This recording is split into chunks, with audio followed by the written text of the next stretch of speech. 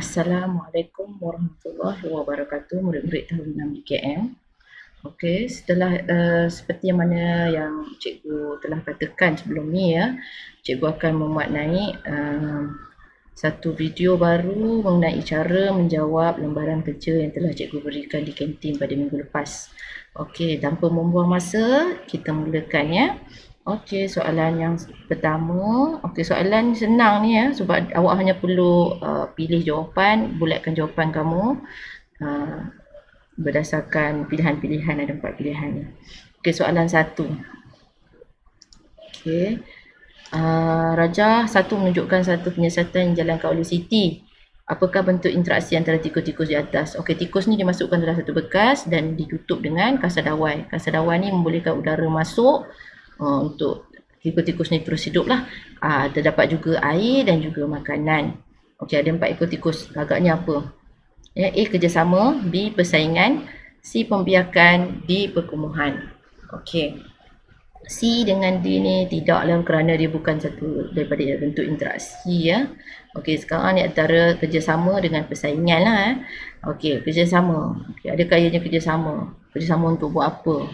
Apa kebaikan yang diterima daripada tikus-tikus ni? Tak ada kebaikannya ya. Jadi akan ada satu persaingan. Persaingan ni akan wujud kerana ada makanan dan juga minuman, tapi ianya terhad.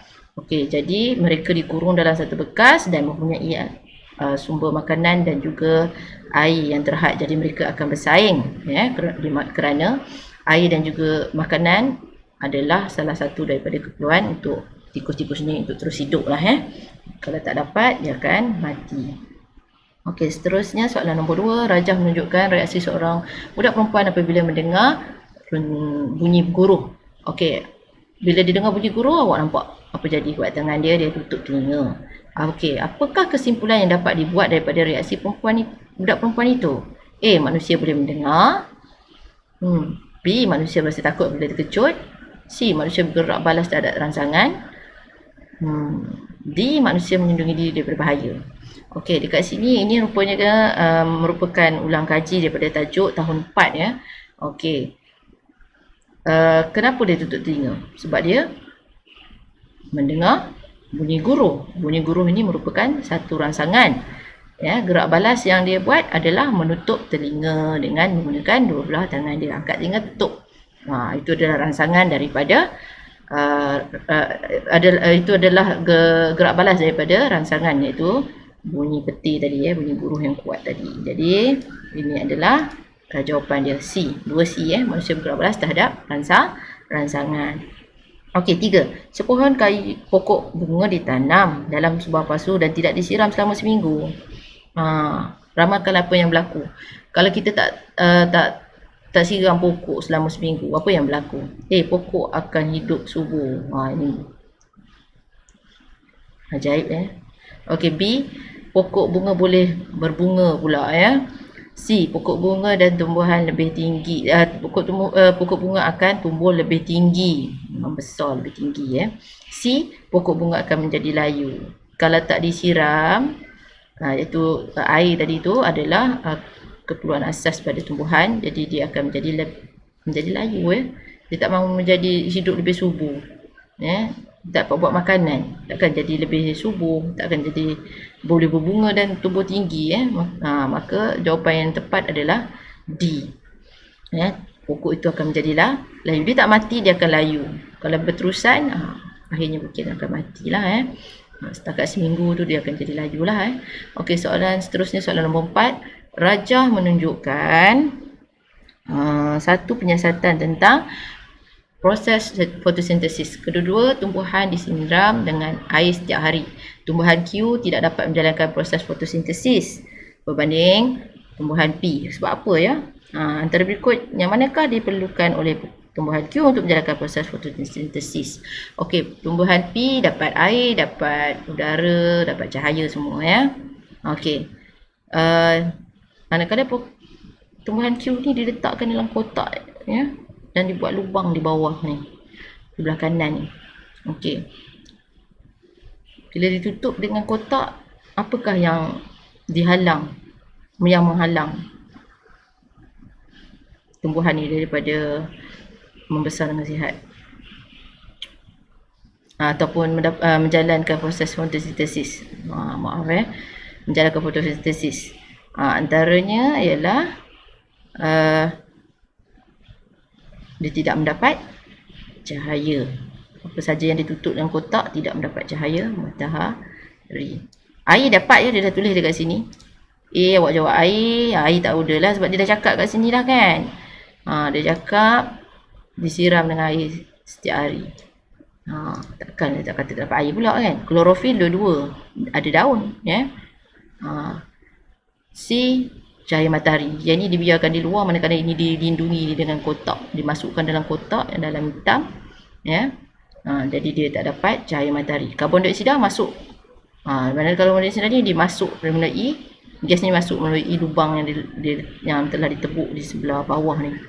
Sebenarnya kotak ni ditutup penuh bukan terbuka separuh macam ni dia tutup penuh.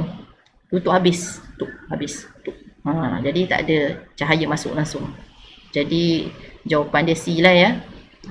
Cahaya matahari diperlukan untuk tumbuhan menjalankan proses fotosintesis. Selain daripada air dan karbon dioksida lah ya. Okey, klorofil juga. Okey, seterusnya soalan nombor 5, soalan terakhir dan merupakan soalan kebat ya. Okey, teruskan. Okey, rajah ni kamu kena tengok betul-betul sebab dalam keadaan 4 buah bekas P, Q dan S ni ada siput dan juga ulat. Okey, kamu kena tengok, pilih urutan yang betul bermula daripada daun yang paling cepat habis. Okey, jadi kita kena tengok bilangan binatang yang ada dekat dalam tu, bilangan serangga yang dalam tu ya. Okey, pertama kita tengok ada ulat. Ulat ada berapa? Ulat ada 2 dekat sini. Kemudian siput ada 2 juga. Kat sini ulat ada 2, siput ada 2. Dekat sini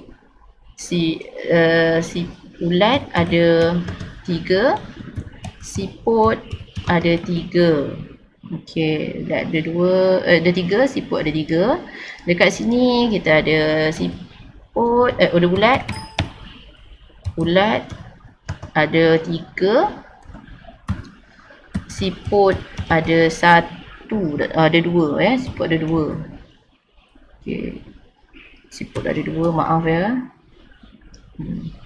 Siput ada 2. Dekat sini kita ada ulat ada 3, ada 2 dan siput pula ada 1.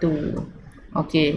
Kamu tengok mana bilangan haiwan yang paling banyak. Kat sini ada 4, sini ada 3, sini ada 5, sini ada 6. Okey, Q ada 6.